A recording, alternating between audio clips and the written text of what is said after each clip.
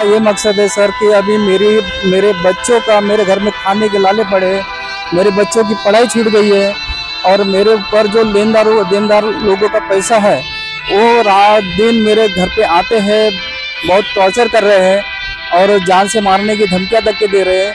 और ये जो मेरे चाचा बुआ लोग हैं और आप मेरी मदद करेंगे तो मैं भला ही आपकी मदद नहीं कर पाऊँ, लेकिन मैं किसी और की मदद करूँगा और कोई और आपको मदद करेंगे। मेरा तो बहुत तकलीफ में हूँ, मैं बहुत यानी इतना तकलीफ में हूँ कि मैं आपको बयान नहीं कर सकता।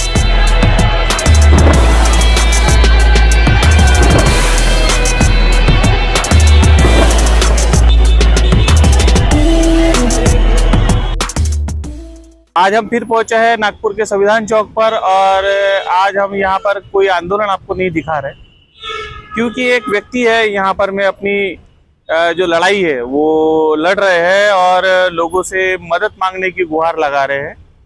जानते हैं क्या उनका मसला है। तो सर ये हमारे साथ में यहाँ पर में एक व्यक्ति है। सर क्या परिचय है आपका? सर मेरा नाम सतीश केशव नितनौरे है जी। मैं होमगार्ड सैनिक हूँ।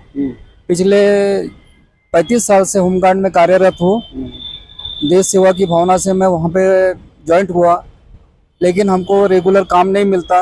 इस वजह से मैं प्राइवेट में अपना वाहन चालक का काम करता हूँ रोजंदारी से।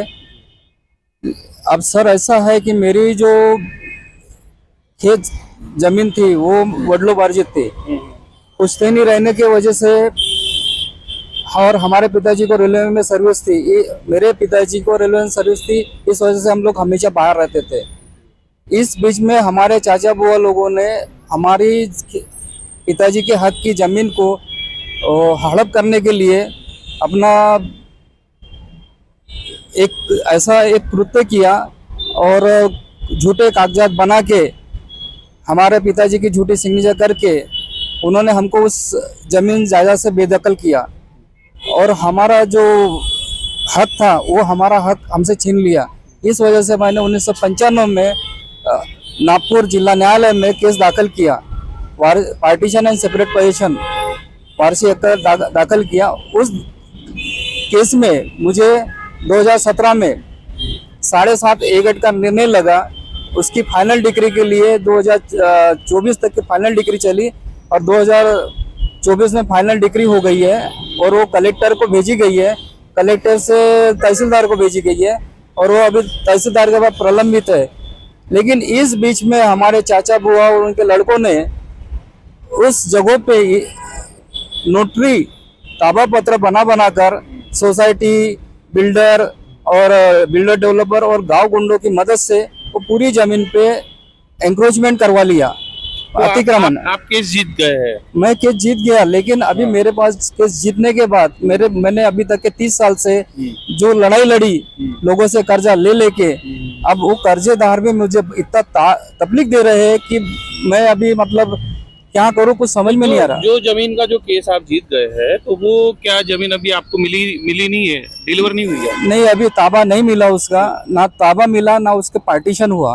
अभी मतलब उसका 7/12 भी अलग नहीं हुआ क्योंकि तहसीलदार की तरफ में पेंडिंग है। अब आप तो जानते हैं सर की सरकारी तंत्र क्या आपकी मदद नहीं कर रहा है इस मामले में? सरकारी तंत्र कोई मदद नहीं कर रहा। मैंने पुलिस कमिश्नर को भी पत्र लिखा कि आपके कल्याण निधि से मुझे पैसा दो, मैं आपका वो कल्याण निधि का पैसा ब्याज सहित वापस कर दूंगा।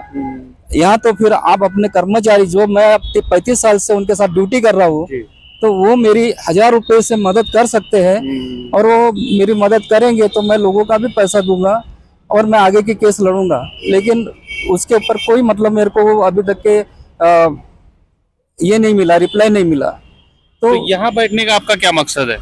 यहाँ बैठने का ये मकसद है सर कि अभी मेरे बच्चों का मेरे घर में खाने के लाले पड़े हैं, मेरे बच्चों की पढ़ाई छूट गई है और मेरे ऊपर जो देनदार लोगों का पैसा है वो रात दिन मेरे घर पे आते हैं, बहुत टॉर्चर कर रहे हैं और जान से मारने की धमकियां तक के दे रहे हैं।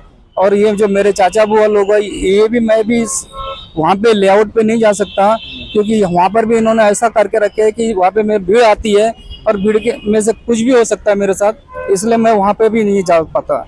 और मैं वहाँ पे काफ़ी बार मेरे ऊपर अटैक हुए लेकिन मैं उसमें से बचा, कैसे बचा।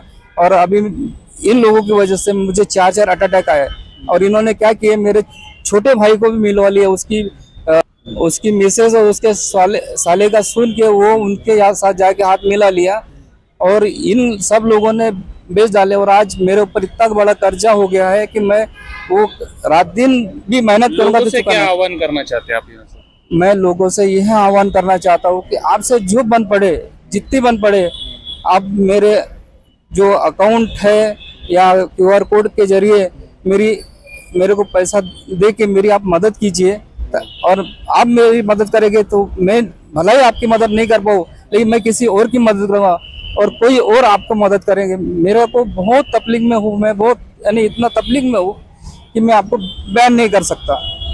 ठीक है, बस आप मेरी मदद। साथियों, यहाँ पर मैं एक ऐसे व्यक्ति जो काफ़ी समय से होमगार्ड यानी एक तरह की जो सेना होती है उसमें काम कर रहे हैं, और जब उन पे आज इस तरह की फजीयत आ गई कि उनका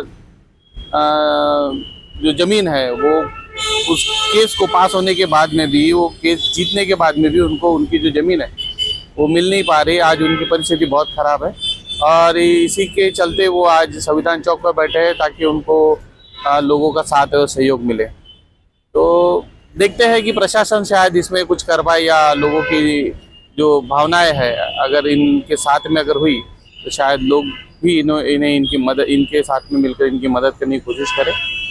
तो आप हमारे साथ में बने रहिए और देखते रहिए इस तरह की और भी खबरों के लिए हमारे साथ में जुड़े रहिएगा। धन्यवाद।